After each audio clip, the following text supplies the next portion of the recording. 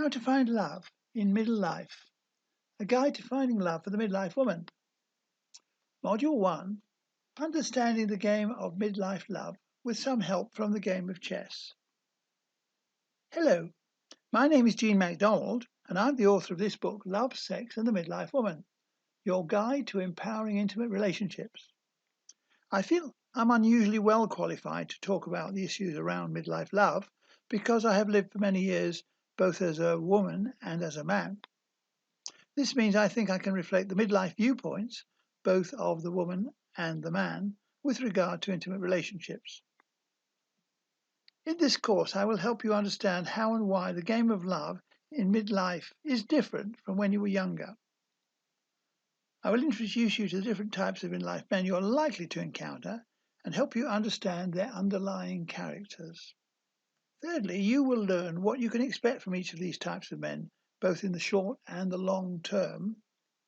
You will also learn how to change your mindset and approach to the game of love in middle life to get the kind and amount of love you want and deserve. Many women find themselves with a love deficit. This can be because they have lost their long-standing partner and are trying to replace him, or they have a partner but they feel they're not getting the love they might reasonably expect from their current relationship. 42% of marriages end in divorce. Unmarried couples also split up. We don't have statistics on these, but I'm sure you know couples who have split up recently. Do you know that in the US, the vast majority of divorces are initiated by women, and that's likely to be so in other Western countries? If you add to all this the fact that many midlife men die in their 40s, this means that many women are unexpectedly looking for love in middle life. Even if they have a partner, many midlife women feel they're being taken for granted, that they are not getting the love they might reasonably expect from their current relationship. They may have a loving family, but that usually requires them to give a lot while getting little in return. Midlife women need to receive intimate love that feeds and nurtures them. If this is you, what do you want? What are you hoping for? Is it a knight in shining armor or a Prince Charming?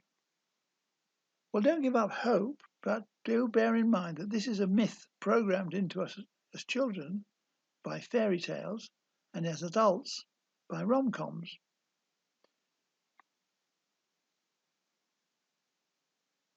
Being swept off your feet by a knight in shining armor or Prince Charming is not so common in real life, as you may already have found. So how's it going? You might already have started to put yourself out there and found it daunting. Do you wonder how you did it before? It seemed so easy then, but now it's all so different and scary.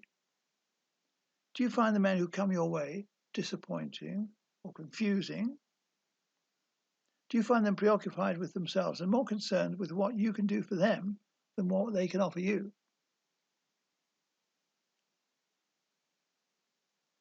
Where have all the attractive young men who you remember from youth disappeared to? Well, they're still around, but like us, they've grown older. They're no longer the bright, dynamic young men who you remember from your youth.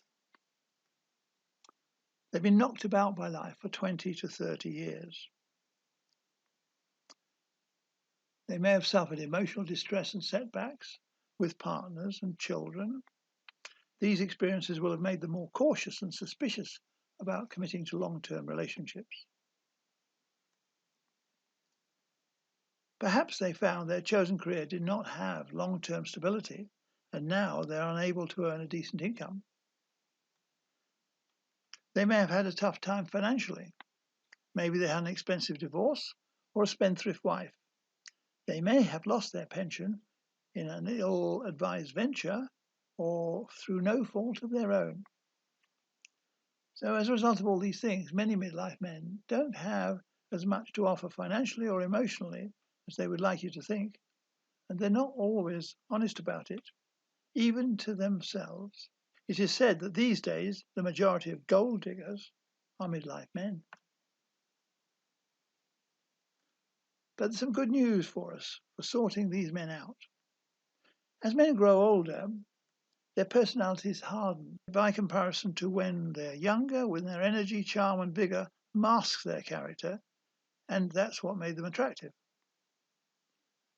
As they hit middle life, they resolve into 4 distinct character types. It is easier to sort them out once you know how to recognize the emerging true characters of the midlife men you are likely to meet. You can then predict their attitudes and likely behavior towards you over the years. To understand them better, it may be useful to look at the game of chess. You don't need to be a chess master or even have played chess to understand how these comparisons work. All will be explained as we go along. The lineup in chess consists of 4 male pieces, 1 female, and 8 pawns. It's important to remember there is only 1 female, the queen. The other pieces are all male. They are the knight, who is represented by the horse, because knights ride horses, the bishop, who's got his hands together praying, or appearing to be praying, the rook, also known as the castle, because of his castle-type head, and the king. The king is the tallest, and he's got a cross on top of his crown, and so you can recognize him quite easily. He's the only one that's taller than the queen. These male characters bear a striking resemblance to the midlife men you are likely to meet. Each has a distinctive character. They just do what they always do, and this makes their behavior predictable. Once you know how to recognize the true character of midlife men through these chess pieces, you can predict their attitudes and behavior towards you. To start with, I would like you to consider yourself as the chess queen and look at her strengths. She's the only woman in the team and by far the most powerful piece. The queen has maturity and experience. After all, she's not a princess. She may not realize her power and influence, but the queen can control the board and the game. An unusual feature of the game is that the queen is not a prize for men to demonstrate courage and skill. Instead, she is a formidable foe and a powerful protector. She can do this because she understands and manages the men around her. The male players, like most midlife men, don't seem to have much idea of the long game or the bigger picture. Most seem more interested in immediate excitement and the benefits of casual associations rather than committing to a long-term relationship. In chess, the queen needs to provide the strategy to win the long game. As we shall see, the queen is a very good model for what I call the new midlife woman. So let's look at these other pieces who the queen has to play with. We will start with the knight. I call him Mr. Hopscotch. He's a bright, cheery fellow, when you first meet him at least. He loves adventure and glory. These kind of things make him foolhardy at times. The bishop, Mr. Deepwater. He's the politician who works things out in advance.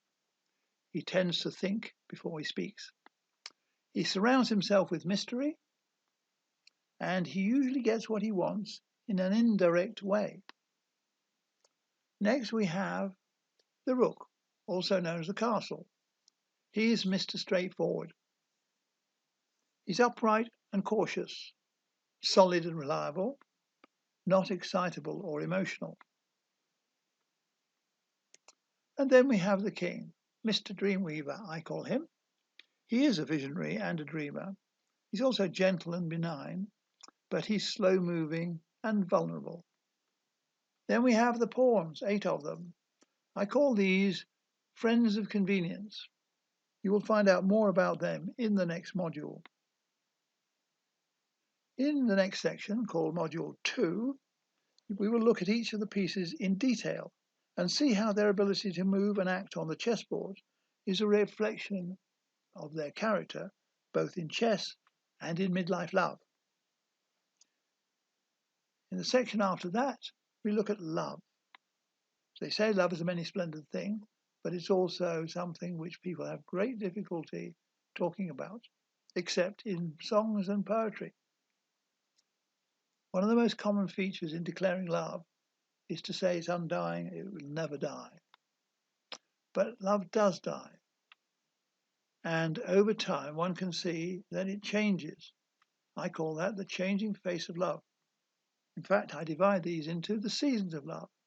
Romantic love, which is what all those songs and poems are about. And then at the other end, we have mature love, which is what we're concerned with as we reach middle life and beyond. In between, we have a kind of love that's rarely acknowledged called working love. All of this will be explained in the next module. In the next module after that, module 4, we'll be looking at the chess pieces in real life, how to recognize them and what to expect from them. And in module 5, we'll be looking at how to manage midlife men in your relationship. Part 1 are some general guidelines, and Part 2 is specific action for the particular types of midlife men who we have identified. And then finally, in Module 6, we look at the future for you and for midlife women in general. So this is the end of Module 1, and you can now sign up for the rest of the course at no risk with the Udemy money-back guarantee. That means that any time during the first 2 months, if you decide the course wasn't worth the money, you get it back. So this is Gene Macdonald signing off at the end of Module 1 of How to Find Love in Middle Life, understanding the game of midlife love with some help from the game of chess. I look forward to seeing you in the next module.